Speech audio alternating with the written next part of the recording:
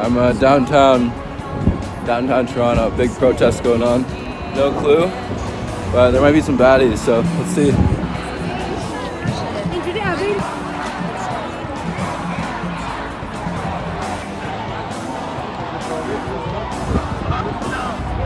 Couldn't really find any baddies, unfortunately, so I was just I'm walking around and I just heard this lady, I don't know, 30s maybe, and she was FaceTiming her friend. She's like, yeah, like, I'm fucking racist now. Like, I am definitely a racist now.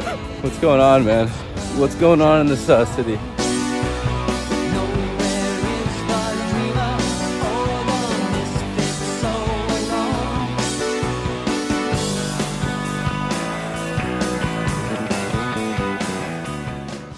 Where the fuck's my nitrous, bro? Is it acceptable for a grown man to use lip balm? Because what is he really doing when you're using lip balm, bro? You open in your mouth is exposed, wide open, bro.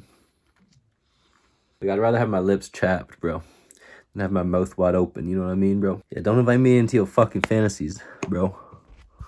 You seen those guys, man? Those guys are funny as shit. That black guy with the sunglasses, man, that is a funny ass man. One of my friends was saying to me, I don't know, a few weeks ago, a month ago, I don't fucking know, dude. He is working full time now. We've both been working full time for probably around the same amount of time, like 4-ish months, 5-ish months, whatever. So we were talking about his life. And he said, yeah, man, ever since starting full-time work, I feel like I just feel so many different emotions on different days. And that is so fucking real, man. Like, yesterday I was crashing the fuck out, man. I don't know if I'll put that in. I've been so angry. Like, I don't remember at university wanting to punch shit so bad and so often. Like, just wanting to fuck.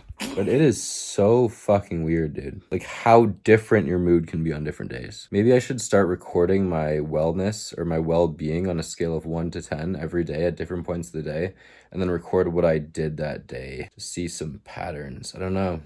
I was listening to this podcast with, I think his name's Arthur Brooks, and he's like a Harvard fucking psychologist or something. I don't know. He's like a professor. He's probably a psychologist. Anyways, he's like a biohacker. And something that was interesting that he was saying, because he's all about the fucking wellness, treat the body like a temple, whatever. And he's an old guy, very healthy for his age. And he was saying that one of the most important parts of your recovery routine, which is just like going to sleep, is before you actually go to bed, is releasing oxytocin. And the way you release oxytocin is by going into bed with your partner, holding hands with them and staring into their eyes for like 5 minutes. So what I basically heard from that is, if I want to grow bigger muscles and get more jacked more quickly, recover better, I should probably get a girl to do that with. Like, it's just optimal, right? So I don't know, man. I guess I'm looking for a person to lie in bed with and then look into their eyes and touch, but like, we don't actually have to date type shit, you know what I mean? Like, we don't have to put a label on it or anything. Another thing I was thinking about, so listen, I'm doing this fucking approaching shit, whatever. I'm doing the 2 things a week. Get over my fear of fucking rejection, apparently. Oh yeah, I'm 0 for 1 so far. But I was on my Hermosi shit, man. I was thinking, like, how do I operationalize finding a wife? So think about it this way, bro. Every time you go up to a girl, you gotta fucking say hi, you gotta have a conversation.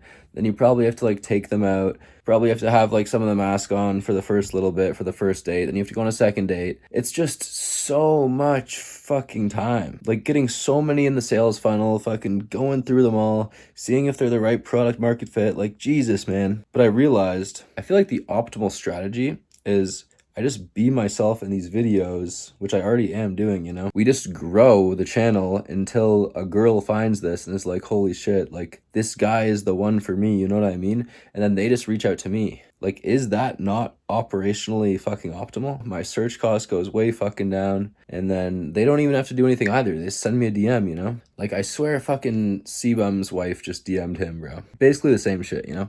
Yeah, dude. Oh, shit, bro. We're going to get a haircut, guys. How crazy is that? We cooked yet?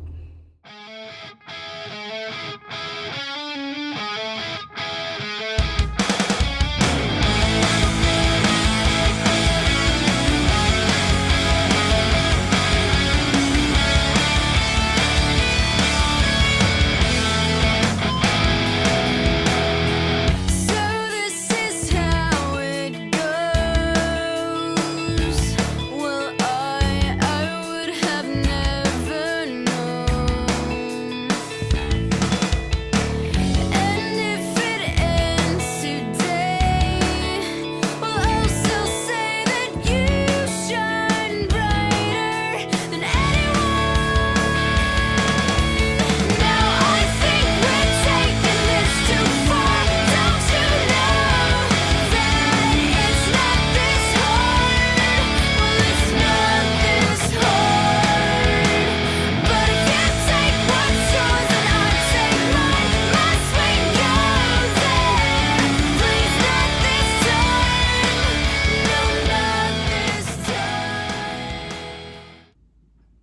Dude, I'm so cute, bro. I'm too pretty, bro. Shit.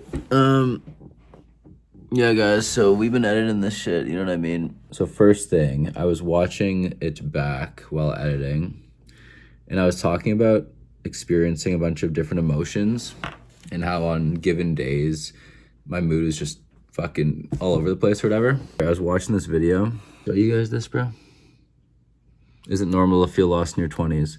And this is this healthy gamer GG guy. One of my friends showed him to me. Yeah, so he's a psychiatrist. He was basically explaining in that video what the different phases are for people who go through a quarter-life crisis. So the second phase is kind of when you have some disconnect with your external environment, which is basically where you work or how you're spending your time or who you're hanging out with and stuff, and your internal self, I guess. It's like, what are my actual values and motivations? What do I actually want to do? So part of phase 2 is having a bunch of different emotions going on, right?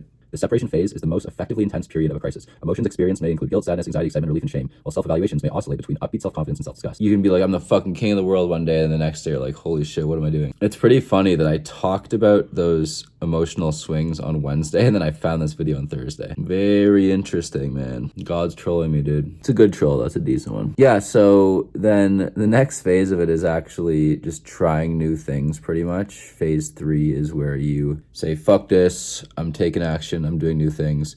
And I think I'm already doing that through this YouTube stuff. But another thing that I'm officially starting now is starting my application process for an MSc in behavioral science. So that won't be for another year and a half, pretty much, maybe a little bit more than that. It's like September 2027. The other channel that I currently have is now going to be solely focused on psychology videos / behavioral science videos. And that's going to be once a month. And then on Instagram now and TikTok, those short form videos are going to be purely the same thing, like psychology, behavioral science. I do not know if I'll be able to use that content stuff for applications, but if the videos are good enough and they're like professional enough, I guess, maybe. But it's also just, it will be fun still. It will be interesting. Those are the things that I'm the most interested in, and that's why I want to go back to school and study for a year. So yeah, that's something to like look forward to, and that's something I'm going to be working towards now. These videos are going to stay as they are. Don't worry, guys. I'm not leaving. We're still going to be just as retarded on this. Hopefully it doesn't affect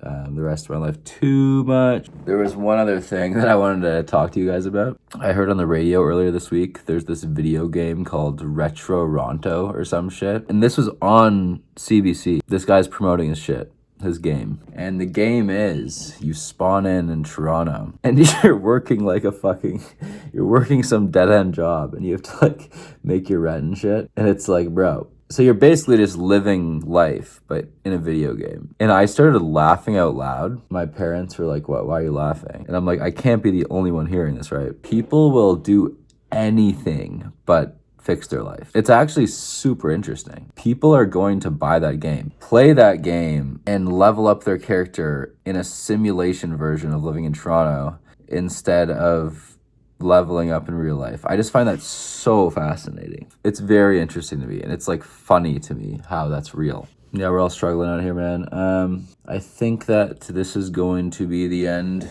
of this one. If you made it to the end, I truly appreciate you, as always. It has been a pleasure, and I will see you guys next week.